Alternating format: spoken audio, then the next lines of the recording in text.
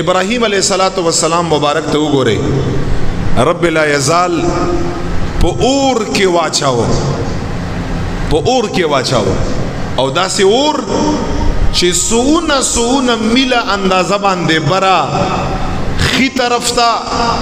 گز طرف ته هر یو مخ کې طرف ته روستو طرف ته په سونو میل باندې به خلق د هغه اور د تپشنا د هغه اور د گرمایش نه به خلق نشو تیرېدای په هوا کې به مرغان نشو تیرېدای دومره سخت تکلیف په ابراهیم علیه السلام باندې اور په منځ کې ناست دی بیا یم څوک یاد کړی اور په منځ کې کا ابراهیم علیه السلام څوک یاد کړی خپل رب لا یزال یاد کړی او شکویا نه دا کړی شکایت یې نه کړی جبرئیل علیہ السلام فرمای زو لرالما ما ابراهیم علیہ السلام ته فرمایل چې څه خبرې رب لا یزال په دربار کې څه خبره عرض کی ننظر غلا یما که څه مشکل دی څه تکلیف دی جبرئیل علیہ السلام فرمای په دغه اور کې ابراهیم علیہ السلام بندگی کړی دا په دغه اور مشکل کې ابراهیم علیہ السلام مبارک رب نما سوا بل چانه مدد نه غوښتای جبرئیل علیہ السلام فرمای ما ته ابراهیم علیہ السلام او فرمایل چې کوم رب چې زپ اور کې اچولا یما هغه رب زما په خلاصېدو باندې قادر دی او هغه رب په ما باندې پوي دی چې زپ په حالت کې ما حاجت نشتا ذکر رب ورته فرمایل یا نار کونی بردا و سلاما علی ابراهیم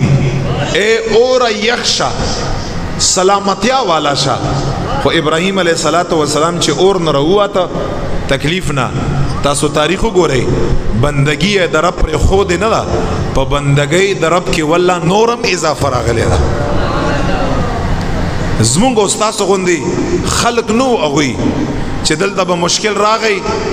2 رکعات نفل ما استا کم شي پکار خدا دا چې 2 رکعات نفل زما استا زیات شي بیا مشکل راشي سحر منځ پریږدو بیا مشکل را باندې راشي تلاوت پریږدو او دام یو سوچي نعوذ بالله چې رب لا یزال سره یو قسم لذت کو یو قسم له مقابله ور سره کو چې رب زده عبادتم کوما او په ما باندې به مشکلاتم راځي دا څنګه کېدای شي حالانکه دا څه خبره نه ده په انبیاو باندې با چې څومره تکالیف راغله هغوی به دومره په عبادت کې اضافه کېده دومره به عبادت زیاتاو د هغې نه وروستو ابراهیم علیه السلام طرف څه فرمایل خپله کور والا هاجره بیبي او د هغې سره یې وړوکی ماشوم اسماعیل علیه السلام قرآن کی اللہ فرمائی بیواد غیر ذی زرع اللہ فرمائی پدا سے غرکی ابراہیم علیہ السلام خپل بی بی او بچے پری خود چی التا نشنکایو نہ ونوا نہ بوٹایو نہ خوراکو نہ سکاکو نہ سورایو یو شایم نو اللہ پا قرآن کی فرمائی او ابراہیم علیہ السلام زوان خزا مبارکہ بی بی مبارکہ معشوم بچایا التپری خود ابراہیم علیہ السلام تر روان شو شکل مخ کے لاڑ کور والا اور تفرمائی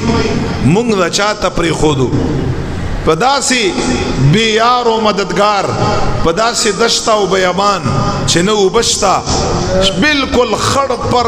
دا غر و دشتا نہ خوراک نہ سکاک نہ سورے نہ اوبا نہ کور یو سیز نشتا مونږ د چاته پری خودو لک پشا باندې رو ګورا ابراهیم علیہ السلام مبارک پشا باندې نی را کتلی ورتا اور توی فرمایل ازما کور والا دا ازما تزما رب حکم دیتا سو پاغه باندې صبر وکړي ابراہیم علیہ السلام په بندګۍ کې نورم اضافه راغلی دا ابراہیم علیہ السلام تر روان دی څوک بچای پر خودای شي څوک ځوان بیبي پر خودای شي بیارو مددگار خو ابراہیم علیہ السلام مبارک باندې ځکه نبی علیہ السلام فرمایي which is man پس طول نزیات ازمائش او امتحانات الله جل جلاله په ابراہیم علیہ السلام باندې راوستلی دي او داغا چکل تیر شو پا آغی کے کامیاب شو ابراہیم علیہ السلام درم نمبر امتحان سے پر آگئی رب لا یزال ورته فرمایل خپل ځوان خیسته بچی په مینا میدان کې لسم ذل حج باندې زما د پر قربان کړه. تاسو ګوره د څومره مشکلات دي په اور کې غرزول، په دشت او بیابان کې معصوم بچی او کور والا پر خودل، او بیا چې کله معصوم غټ شي او عام معصوم نه، اسماعیل علیہ الصلوۃ والسلام مبارک بهترین نبی او صابر د حضور مبارک علیہ الصلوۃ والسلام نیکه مبارک آغه مینا میدان لا یبوزا او الته ذبح کړه زما د پاره، نه شکوه وکړه، نه ګیله وکړه، نه شکایت وکړه، نه روګردانی وکړه، نه په عبادت کې کمای راغی، خپل زویا او تاړه دا غي خپې دا اغي لاسونه مینا په میدان کې سملاوه. کلی چې سملاو خپل زوی ته فرمای ابراهیم علیہ السلام رب د طرف نه داسې حکم دی زبتا ذبح کوم.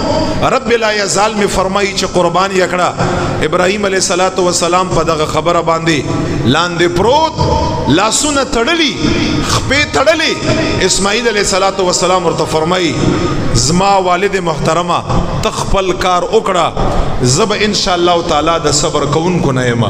زب هیڅ نه وایم. رب لا یزال د حکم تعمیل وکړه چې رب لا یزال تا څنګه حکم فرمایله. په ابراهیم علیہ الصلوۃ والسلام مبارک په بندګۍ کې فرق رانغی. هغه بندګي کم نشو، دا هغه اطاعت کم نشو، دا هغه عبادت کم نشو، نور پر مختق باندې، نور په ترقی او په عروج باندې په عبادتو کې ابراهیم علیہ السلام تعالی آغا جنتی آغا گڑ خدای پاک جل جلاله راوستا او په دغه امتحان کې کامیاب شو. او دومره آغا عمل رب لا یزال تخوخ دی چې د حضرت رسول الله مبارک په امت باندې الہ العالمین دا عمل واجب کا تر قیامت پورې بدا عمل رواني. او تاسو ته پرونم ما دا خبره کړې و چې قربانی دا عمل چې کله مونږ او تاسو کوو کنه